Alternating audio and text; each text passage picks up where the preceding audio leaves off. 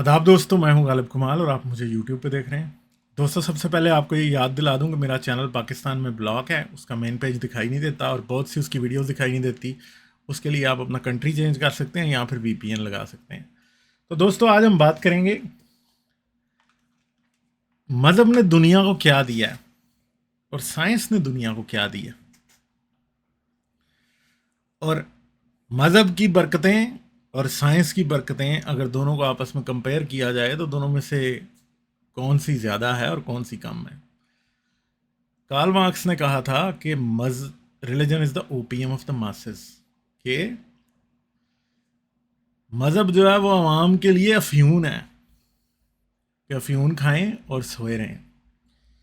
मगर मसला ये है कि आज ये जो अफ्यून है ना, ये उतनी कारामद नहीं रही।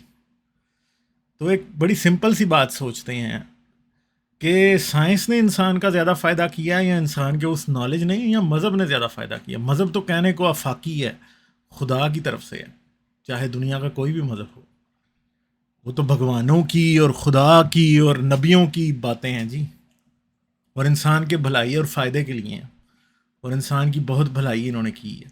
मगर आज के इस दौर में अगर मैं आपसे ये कहूँ कि साइंस इंसान का हकीकी और असली भला कर रही है, आपको और मुझे जितना फ़ायदा साइंस दे रही है और जितना फ़ायदा अगर आपकी सोच में मज़हब दे रहा है, तो उन दोनों में ज़मीन आसमान का फ़र्क है।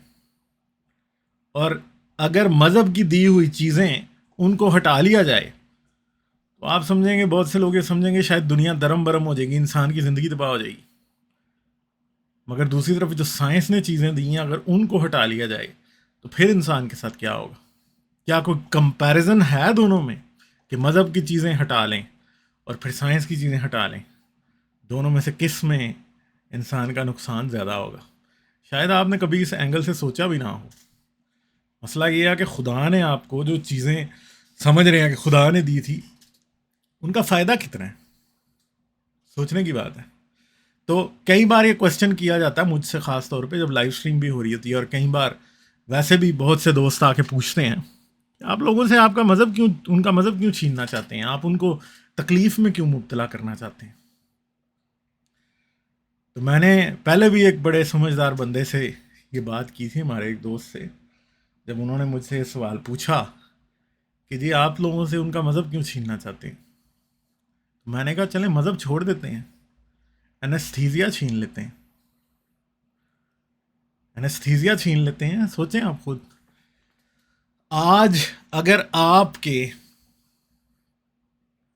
आपके पित्ते में पथरी हो जाए तो पित्ता निकालना पड़ता है, और पित्ता निकल जाता है, यहाँ गॉल ब्लैडर जिसे इंग्लिश में कहते हैं, जब वो निकल जाता है इंसान ठीक ठाक होता है। मैं अपने कई रिश्तेदारों दोस्तों को जानता हूँ जिनके 25-25 30-30 साल की उम्र में भी गॉल ब्लैडर निकल गए और वो जिंदा रहे, बिल्कुल ठीक ठाक रहे। मगर आप ये बात सोचेंगे, आज से 100-200 साल पहले जब एनेस्थीसिया अवेलेबल नहीं था और ये सर्जरी हो ही नहीं सकती थी, तो गॉल ब्लैडर के स्टोन्स की वजह से भी लोग मर जाया करते थे। ठीक है, किडनी के स्टोन्स की वजह से लोग मर जाया करते थे। और एनेस्थीसिया के बगैर किसी किस्म की सर्जरी पॉसिबल नहीं है, किसी एक भी किस्म की सर्जरी, कोई मेजर सर्जरी आप एनेस्थीसिया के बगैर नहीं कर सकते। और आज तो आप ये देखें कि एनेस्थीसिया के इस्तेमाल के बाद लोगों का हार्ट तक ट्रांसप्लांट हो जाता है। ठीक है जी, हार्ट तक ट्रांसप्लांट हो जाता है और आप देखते रह जाते हैं कि भाई ये क्या हुआ है।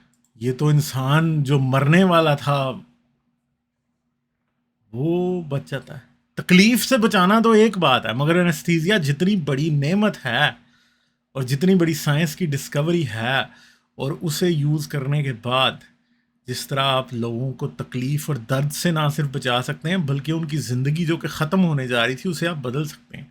आप किडनीज ट्रांसप्लांट कर सकते हैं, लीवर ट्रांसप्लांट्स हो रहे हैं, मेजर कैंसर की सर्जरीज हो रही हैं। आज आपकी कोई हड्डी टूट जाए तो पुराने ज़मानों में लोग हड्डी टूटने की वजह से परमानेंटली मजबूर हो जाया करते थे।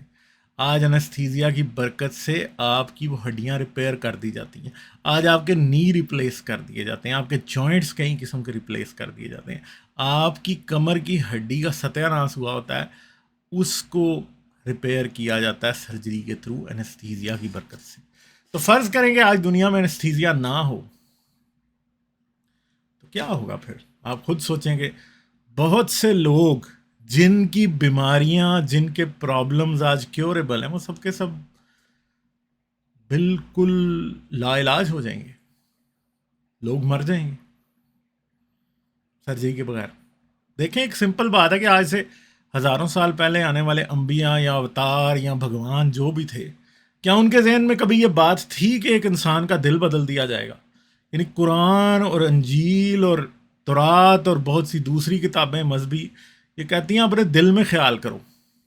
अच्छा दिल की तारीफ़ें होती रहती हैं बाइबल के अंदर, हदीसों में और कुरान में अच्छे दिल वाले इंसान की तारीफ़ें होती रहती हैं, मगर उन्हें क्या पता है कि दिल भी बदल दिए जाते हैं। यानी दिल जिस इंसान की माँ के पेट में वो दिल नहीं बना, वो आज उसके सीने में है, वो किसी और की माँ के पेट में बना था। किसका दिल किसको लगा दिया जाता है? लोग जिंदा रहते हैं, किडनीज लगा दी जाती हैं, ठीक है, लीवर इम्प्लांट हो जाता है, और बहुत से ऑर्गन्स। आज तो वो वक्त आ गया कि फेस इम्प्लांट्स और हैंड इम्प्लांट्स भी हो जाते हैं, पीनाइल इम्प्लांट्स हो जाते हैं भाई आज। यूट्रस, इम्प्लांटेड यूट्रस से चंद साल पहले पहली बार औलाद भी पैदा हो चुकी। तो आप सोचेंगे एनेस्थीसिया क्या नेमत है, कितनी बड़ी। यानी दुनिया से सारे मज़हब आज आप ख़त्म कर दें तो इतनी बड़ी डिस्ट्रप्शन नहीं होगी जितना अगर एनेस्थीसिया आज आपके पास ना हो तो। लाखों करोड़ों की तादाद में लोग मर जाएंगे, लाखों नहीं करोड़ों की तादाद में लोग मर जाएंगे, शायद hundreds of crore of people को, अरब के करीब लोग मर जाएंगे चंद चंद दिहाइयों में, क्योंकि एनेस्थीसिया नहीं है, सर्जरीज नहीं हो सकती। अब क्या करेंगे? तो आप खुद सोचें, आप एक कंपैरिजन करें कि क्या मज़हब साइंस की ये जो बड़ी बड़ी नेमतें हैं, इनमें से किसी एक का भी मुकाबला कर सकता है? साइंस की बरकतों में से किसी एक का मुकाबला कर सकता है? एनेस्थीसिया है, सर्जरी है, एयर ट्रैवल है, इंजन है, ठीक है, इलेक्ट्रिसिटी है, ये सब चीज़ें, मैं अनगिनत चीज़ें गिनवा सकता हूँ। इंटरनेट, ठीक है, इंटरनेट के बगैर आप मरेंगे नहीं, मगर इंटरनेट से लोगों का पूरा पूरा लाइवलीहुड उस पर डिपेंड करता है। यानी ऐसा हो सकता है कि कोई शख्स बहुत अच्छी ज़िंदगी पाकिस्तान में गुजार रहा है, मगर अगर आज दुनिया से इंटरनेट गायब हो जाए तो कल को बेचारा कंगाल हो जाए। क्यों? क्योंकि उसका सारा बिजनेस ही इंटरनेट पे चलता है। बिजली की वजह से बड़े बड़े लोगों की फैक्ट्रियाँ चल रही है, मैन्युफैक्चरिंग चल रही है, पूरा मुल्क चल रहा है, पाकिस्तान या इंडिया या दुनिया का कोई भी, दुनिया सारी बिजली पे चल रही है। अगर ये चीज़ें ना हों तो आप इमेजिन करेंगे दुनिया कैसी होगी और आप कैसे होंगे। तो अफादियत या फ़ायदे को सोचें कि एक चीज़ जिसको आप समझते हैं कि वो आपके लिए बड़ी वाइटल है, वो इतनी वाइटल तो है ही नहीं। यानी फ़र्ज़ करेंगे कल आपके गॉल ब्लैडर में स्टोन्स हो जाते हैं या आपकी किडनी में स्टोन्स हो जाते हैं और आपको सर्जरी की ज़रूरत है, तो सर्जरी आपको करने के लिए एनेस्थीसिया चाहिए, और एनेस्थीसिया ने आपकी सर्जरी होनी है और आपको परमानेंटली तकलीफ से ना सिर्फ निजात मिलनी है, आप कहीं कहीं अगली कई डेकेड्स तक ज़िंदा रहेंगे बड़े सुकून से, बगैर किसी तकलीफ़ के। मगर मज़हब अगर आपकी ज़िंदगी से आज ऐसे चुटकी बजा के ख़त्म भी कर दिया जाए तो कोई ख़ास फ़र्क नहीं पड़ने वाला, कोई फ़र्क नहीं पड़ने वाला। हाँ, इंसान डिसरप्शन खुद क्रिएट करेगा, वो एक अलग बात है कि इंसान मानेगा नहीं कि हाँ जी मज़हब ख़त्म हो सकता है। मैं ये नहीं कह रहा कि मज़हब कल ख़त्म हो जाएगा, मैं सिर्फ आपको एक कंपैरिजन समझाने के लिए बात कर रहा हूँ। पेन किलर्स अगर ख़त्म हो जाए दुनिया से तो फिर आप क्या करेंगे? ठीक है, जो लोगों को क्रॉनिक पेन होती है, जो इतनी मुश्किलात होती हैं, वो कैसे करेंगे अपना कंट्रोल सारा कुछ? तो मज़हब तो कोई, मतलब ऐसी कोई आपका इस्लाम या आपकी क्रिश्चियनिटी या आपका हिंदुज़म कोई ऐसी चीज़ नहीं है, या कोई दुनिया का और रिलीजन कोई ऐसी चीज़ नहीं है कि आज आपकी और मेरी ज़िंदगी से ख़त्म हो जाए तो कुछ नहीं होगा, कोई क़यामत आ जाएगी, कुछ भी नहीं होगा। मगर वही एनेस्थीसिया ना रहे, हॉस्पिटल ना रहे, पेन किलर्स ना रहे, एंटीबायोटिक्स ना रहे, ठीक है, इंटरनेट ना रहे, बिजली ना रहे, एयर ट्रैवल ना रहे, ट्रेन ना रहे, इंजन ना रहे, ठीक है, बेसिक बेसिक छोटी छोटी व्हील ना रहे आपकी जिंदगी में, पहिया, आज दुनिया से सारे पहिए गायब हो जाएं, तो क्या होगा? सब कुछ दरम बरम हो जाएगा, दुनिया, world as you know it खत्म हो जाएगी, सिविलाइजेशन खत्म हो जाएगी, ठीक है। मगर मजहब तो कई आए कहीं चले गए, हर मजहब जो दुनिया में एक वक्त समझा जाता था कि उसके बगैर दुनिया नहीं चल सकती, वो खत्म भी हो गया। वो खलीफा था, मुहसिम था मेरे ख्याल है उसका नाम, मुझे सही याद नहीं है कौन सा था, हलाकू आया तो बगदाद पे उसने हमला करना था, तो हलाकू ने पैगाम भेजा कि भाई सरेंडर कर दो नहीं तो मारेंगे, ठीक है। तो उसने उसे कहा यार अगर तुमने बगदाद गिरा दिया ना तो सूरज नहीं निकलेगा, यानी अगर तुमने बगदाद को तबाह कर दिया तो सूरज नहीं निकलेगा, इसलिए हम पे तो खुदा का साया, हमें कुछ नहीं होगा। ये सोच उसे उसके मजहब ने दी थी, और हलाकू की जिद बन गई जब उसने आगे से ये कहा ना कि हम तो दुनिया ख़त्म हो जाएगी अगर बगदाद, फॉल ऑफ बगदाद हो गया तो। हलाकू ने ना सिर्फ बगदाद को फतह किया बल्कि उसने ईंट से ईंट बजा दी, खोपड़ियों के मीनार खड़े कर दिए, ठीक है। तो हर कोई ये समझता कि उसका मज़हब और उसकी इंपॉर्टेंस जो है ना वो कभी ख़त्म नहीं होगी, मगर कुछ भी नहीं होता, ख़त्म हो जाती हैं बातें। वही काबा, कोविड के दौरान मुसलमान समझते थे कि अगर काबे का तवाफ रुक गया तो ज़मीन घूमना बंद कर देगी। काबे का ना सिर्फ तवाफ रुका बल्कि काबे को अल्कोहल से धोया गया और वाइप किया गया, डिसइंफेक्ट किया गया, ठीक है। कोई दुनिया नहीं रुकी, कुछ भी नहीं हुआ, ठीक है, कुछ भी नहीं हुआ। वो तुर्की जब जब सुल्तान फातेह ने फतह किया था ना कॉन्स्टेंटिनोपल, तो क्रिश्चियन ये समझ रहे थे अगर इन्होंने फतह कर लिया तो दुनिया खत्म हो जाएगी, क़यामत आ जाएगी। हो गया फतह, कुछ भी नहीं हुआ, ठीक है। उनके मजहब का फॉल वहां पे हो गया कॉन्स्टेंटिनोपल में, कुछ भी नहीं हुआ, ठीक है। बहुत से दुनिया के बड़े बड़े मजहब थे जो ये समझते थे कि अगर उनका खात्मा हो गया तो कुछ भी, दुनिया खत्म हो जाएगी, कुछ नहीं हुआ। मगर ये याद रखें कि अगर आज बिजली पूरी दुनिया में बंद कर दी जाए तो दुनिया का बेड़ा गर्क हो जाएगा, ठीक है। अगर एनेस्थीसिया ना रहे तो दुनिया का बेड़ा गर्क हो जाएगा, अगर पेन किलर्स ख़त्म हो जाएं तो दुनिया का बेड़ा गर्क हो जाएगा, अगर इंटरनेट और टेलीफोन सिस्टम, टेलीग्राफ सिस्टम ख़त्म हो जाए तो दुनिया का बेड़ा गर्क हो जाएगा, इंजन ख़त्म हो जाए तो दुनिया का बेड़ा गर्क हो जाएगा, अगर इलेक्ट्रिक मोटर ना रहे तो दुनिया का बेड़ा गर्क हो जाएगा, अगर इलेक्ट्रिक ग्रिड ख़त्म हो जाए, आज किसी चुटकी बजाते किसी जादू से गायब हो जाए तो दुनिया का बेड़ा गर्क हो जाएगा, ठीक है। अगर व्हील ना रहे तो दुनिया का बेड़ा गर्क हो जाएगा, कुछ नहीं बचेगा दुनिया में। आप खुद इमेजिन करके देखें अपनी जिंदगी इन चीजों के बगैर, सोचें आप कि ये चीजें अगर ना हो तो क्या होगा, दुनिया में होगा क्या? आप कुछ भी नहीं कर पाएंगे, दुनिया वैसी रहेगी नहीं जैसी कि आप सोचते हैं। और ये साइंस की बरकतें और नेमतें हैं जिनको रोज इस्तेमाल करते हुए इंसान बड़ी बेशर्मी से कहता है कि अल्लाह का शुक्र। ये अल्लाह का शुक्र नहीं है, ये इंसानों के साइंस के नाम के इल्म का शुक्र है कि उसकी वजह से आप और मैं रोज खाते हैं, रोज पीते हैं, रोज अपने प्यारों से बातें करते हैं, रोज एक पॉइंट से दूसरे पॉइंट तक जाते हैं। साइंस की बरकतें हैं और साइंस की नेमतें हैं। आप अस्पताल जाते हैं, डॉक्टर आपका इलाज करता है, और जब आप ठीक हो जाते हैं तो शुक्रिया आप अल्लाह का अदा करते हैं, अपने मज़हब का अदा करते हैं। हालांकि आपका मज़हब आपके पास ना भी होता तो डॉक्टर ने फिर भी अपना काम करना था और बच जाना था। दुनिया में करोड़ों की तादाद में ऐसे लोग हैं जो किसी खुदा, किसी मज़हब को नहीं मानते, और जब वो हॉस्पिटल जाते हैं वो किसी खुदा का से दुआ करके ऑपरेशन थिएटर में नहीं जाते, और जब वो निकलते हैं तब भी वो किसी खुदा का शुक्र नहीं अदा करते। मगर साइंस की तमाम नेमतें उनके ऊपर और आपके ऊपर एक जितना काम करती हैं। वो एक बाइबल की आयत है, मेरे ख्याल है यीशु ने कही थी वो, कि खुदा अपना सूरज नेकों और बदों दोनों पर चमकाता है।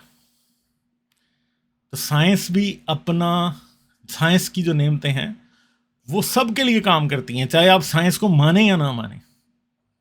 चाहे आप क्यों ना ऑपरेशन कराने के बाद एंटीबायोटिक खा खा के, पेन किलर्स खा के, एनेस्थीसिया के फ़ायदे से, सर्जिकल इंस्ट्रूमेंट्स के फ़ायदे से जब आप तंदुरुस्त हो जाएं तो फिर जाके आप पीर साहब के मज़ार पे, यहाँ बहुत से लोग जब ठीक हो जाते हैं तो वो हज करने जाते हैं या उम्रा करने जाते हैं ताकि अल्लाह का उधर शुक्रिया करके आएँ। ठीक है, मगर अगर आप वो शुक्रिया नहीं भी करेंगे तो आपका ऑपरेशन अगली बार फिर भी अगर कामयाब होना हुआ तो होगा। डॉक्टर जब आपको बताता है ना कि आपके ऑपरेशन के या आपकी सर्जरी के या आपके इलाज के कामयाब होने के इतने चांसेस हैं, तो वह आपको अल्लाह से दुआ मांग के नहीं बताता है। वो चाहे डॉक्टर खुद मुसलमान क्यों ना हो, वो आपको सिर्फ साइंस की बेस पे बताता है कि हाँ जी ये आपका ऑपरेशन कामयाब होगा और हम आपको बचा पाएंगे। ठीक है, जब आपको ट्यूबरकुलोसिस हो जाती है ना किसी शख्स को और वो डॉक्टर के पास जाता है और डॉक्टर जब उसे दवाई देता है तो वो ये नहीं कहता कि अल्लाह की अगर मर्जी हुई तो दवाई काम करेगी। टीबी जैसे मोहलक बैक्टीरिया के खिलाफ दवाई जो है ना वो फॉर श्योर काम करती है। और साइंस आपसे दुआएं और मिन्नतें नहीं मंगवाती, वो आपसे कोई हदिया नहीं दिलवाती, वो आपसे माथा नहीं टिकवाती कहीं पे भी। वो आपको नहीं कहती कि हाँ जी आके ग्राम बेल की कब्र पे सजदा करना या फिर न्यूटन की कब्र पे सजदा करना या आइंस्टाइन की कब्र पे सजदा करना तो मैं काम करूंगी। नहीं, वो तो फिर भी काम करती है। जिन्होंने साइंस की डिस्कवरीज और इजादात के जरिए आप पे और मुझ पे एहसान किया, उनमें से किसी ने आपको ये नहीं कहा था कि मेरी कब्र पे आके सजदा करना और मेरी मिन्नतें करना और दिन में इतने बार मेरे पे दरूद भेजना, कुछ नहीं कहा था उन्होंने। जोनास साक ने जब पोलियो की वैक्सीन इजाद की थी ना तो उसने आज तक वो क्रेडिट नहीं लिया जो कि झूठे मोजाद के तौर पे लिया जाता कि जी वो आपका शुभ शुभ सरकार जो है हक खतीब वो लोगों को व्हील चेयर पर बिठा के ले आता है और झूठा उनके ऊपर मुआवजा कर देता है और अपनी तारीफें कराता है कि वो मैंने ठीक कर दिया। जोनास साक ने जितने इंसानों को माजूर होने से बचाया है वो आपका और मेरा दोनों का मोहसिन है, क्योंकि हम नहीं जानते कि अगर उसने पोलियो की वैक्सीन ना बनाई होती तो आपको पोलियो होता या मुझे होता, हम ये नहीं जानते। आपके कितने प्यारों को आपके आसपास पोलियो होता ये आप और मैं नहीं जानते। अगर आपको और मुझे बचपन में वैक्सीनेशंस ना लगी होती जो कि बच्चों को लगाई जाती हैं तो क्या आप और मैं आज जिंदा भी होते? क्योंकि हम जानते हैं कि वैक्सीनेशन की एज से पहले हम अच्छे तरीके से जानते हैं कि एक 5 में से 2 बच्चे मर जाया करते थे दुनिया की बहुत सी जगहों पे पहले साल के दौरान ही। ठीक है, बहुत सी दुनिया की जगहों पे माओं को आयरन की डेफिशिएंसी की वजह से मिस कैरेजेस हो जाया करती थी। ठीक है, और आज फोलिक एसिड की गोलियां देते हैं आप और साथ साथ अल्लाह से दुआएं मांगी जाती हैं और फिर कहते हैं दुआ औलाद तो हमें अल्लाह ने दी थी। आज आईवीएफ के ज़रिए फर्टिलिटी क्लिनिक्स पे जा जाके, ठीक है, इनफर्टिलिटी के इलाज कराने के बाद फिर जाके बाबा के माथे मज़ार पे माथा टेका जाता है, भगवान के मंदिर में माथा टेका जाता है, गुरुद्वारे में माथा टेक के ये कहा जाता है कि गुरु ने दे दी, भगवान ने दे दी, अल्लाह ने दे दी, जीसस ने दे दी, ये बातें की जाती हैं। मगर इलाज साथ डॉक्टर से कराया जा रहा होता है। और कोई इतने हम बेशर्म लोग हैं, बल्कि इतना शर्मिंदा लोग हैं कि जब औलाद हो भी जाती है डॉक्टरों की मेहरबानी से और साइंस की मेहरबानी से तो कहते हैं हमें खुदा ने दी है। ये नहीं बताते किसी को कि फ़लाँ क्लिनिक में गए थे, फ़लाँ डॉक्टर ने इतना अरसा इलाज किया और उसके बाद हमें औलाद की नेमत मिली है। ये नहीं बताते। बताते ये हैं कि फ़लाँ बाबा ने और फ़लाँ पादरी ने और फ़लाँ भगवान के मंदिर में हमने मन्नत मांगी थी और हमें औलाद मिली है। ठीक है, ये बात करते हैं हमेशा। ये आपको नहीं बताएंगे कभी कि साइंस ने इलाज किया है जिसकी वजह से हमें औलाद मिली। तो ये कंपैरिजन है साइंस का और रिलीजन का। आप समझाने की आपको कोशिश की जा रही है यहाँ पे कि आप समझते हैं कि मज़हब बहुत एक ऐसी नेसेसरी चीज़ है जिसके बगैर गुजारा नहीं हो सकता। मगर मैं आपको साइंस की ऐसी हज़ारों नेमतें याद करा सकता हूँ जिनके बगैर आपका और मेरा गुजारा नहीं है। हम जैसे ऐनक पहनने वाले अंधे लोग, जिनकी अगर ये छीन ली जाए सिर्फ ये, तो उनको ठीक नजर नहीं आता। वो ये समझते हैं कि उनकी जिंदगी में मजहब ज्यादा जरूरी है, ये नहीं है। तो मैं आपको बता दूं, इससे ज्यादा मजहब जरूरी नहीं। क्यों?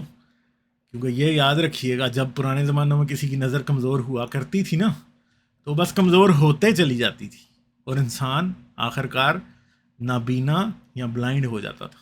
कैटरैक्ट जब उतरते थे ना, तो लोग ब्लाइंड हो जाते थे, कोई इलाज नहीं होता था। किसी नौजवान की अपेंडिक्स का प्रॉब्लम जब बनता था, तो वो बेचारा मर ही जाता था, बचता नहीं था वो। कितनों ने अपेंडिक्स के ऑपरेशन कराए, कितनों ने हर्नियाज के ऑपरेशन कराए, कितनों ने अपने गॉल ब्लैडर निकलवाए, कितनों की किडनीज के स्टोन निकाले गए, कितनों के ट्रांसप्लांट्स हुए। जो चीज़ जीसस, मोहम्मद, राम और दुनिया का कोई भी और मज़हब का करता धरता या बनाने वाला इमेजिन भी नहीं कर सकता था, वो आज हो गई है। वो तो समझते थे कि दिल कभी बदल नहीं सकता इंसान का, दिल सिर्फ इरादे से बदलता है। मगर मसला यह है कि दिल तो फिजिकली बदल जाता है। जब आपके सीने में लगे हुए दिल में, जो कि आपको आप बिलीव करते हैं कि खुदा ने लगा के भेजा, उसमें सुराख होता है, तो क्या होता है कि आपको किसी और शख्स का दिल लगा दिया जाता है जिसमें सुराख नहीं होता। और आप जिसकी लाइफ एक्सपेक्टेंसी सिर्फ चंद साल थी या चंद माह रह गई थी, आप अगली 5 दिहाइयां 5 डेकेड्स जिंदा रहते हैं। और शुक्र करते हैं आप हर दिन खुदा का, साइंस का नहीं। साइंस का शुक्र करना तो ये होगा कि आप साइंस को समझ जाएं, बस उसमें दिलचस्पी लें और समझने की कोशिश करें कि काम कैसे करती है। और किसी खुदा की तरह एहसान नहीं जताती। और साइंस हम सब का एक कलेक्टिव नॉलेज है, ठीक है, हम सब की एक कोशिश है। तो दोस्तों, उम्मीद है आपको इस वीडियो से बहुत सी बातें समझ आई होंगी। शायद आपको बहुत सी बातें इसमें बुरी लगी हों, आपको लगा हो कि मैंने बहुत गलत बात की है, तो ज़रूर कमेंट्स में मुझे बताइएगा। और अगर आपके जहन में कुछ साइंस की ऐसी नेमतें हैं जो आप समझते हैं कि उनका आपकी ज़िंदगी पर बहुत बड़ा इम्पैक्ट हुआ है और उनके बगैर आपका गुजारा नहीं हो सकता था, या आप समझते हैं कि मैं कोई ऐसी नेमतें साइंस की बताने में भूल गया हूँ जिनका आपकी और मेरी ज़िंदगी के ऊपर बहुत बड़ा इम्पैक्ट है, तो ज़रूर कमेंट्स में बताइए। और अगर आपको लगता है कि मैंने जो बातें की हैं वो गलत हैं और मज़हब जो है वो साइंस की उन सब नेमतों से जिनका मैंने जिक्र किया, साइंस की उन बरकतों का जिनका मैंने जिक्र किया, उनसे बहुत ज़्यादा इंपॉर्टेंट है, तो ज़रूर मुझे बताएं कि कैसे इंपॉर्टेंट है।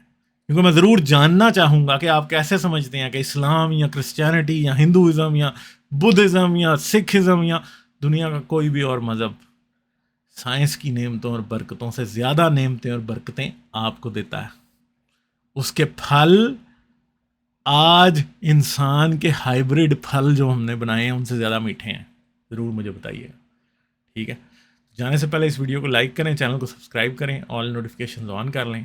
इसके साथ साथ आप इस चैनल को पेट्रियन और पेपाल पे सपोर्ट कर सकते हैं। पेट्रियन के थ्रू आप मेंबर बन सकते हैं, चैनल की मेंबरशिप्स भी खुली हैं, वो भी आप ले सकते हैं। पेपाल के थ्रू आप 1 टाइम सपोर्ट भी दे सकते हैं, जो भी आप देना चाहें। बाकी अपना बहुत ख्याल रखिएगा। मैं आपसे फिर मिलूंगा अगली वीडियो में। इस वीडियो के आखिर तक मेरे साथ रहने का बहुत बहुत शुक्रिया। जाने से पहले इस वीडियो को सोशल मीडिया पे शेयर कर दें ताकि ये मैसेज और लोगों तक भी पहुंच जाए। इसके साथ साथ आप इस चैनल को पेपॉल, पेट्रियन और बाय मी अ कॉफी तीनों प्लेटफॉर्म्स पे सपोर्ट कर सकते हैं। इन तीनों प्लेटफॉर्म्स के लिंक इस वीडियो के डिस्क्रिप्शन में है।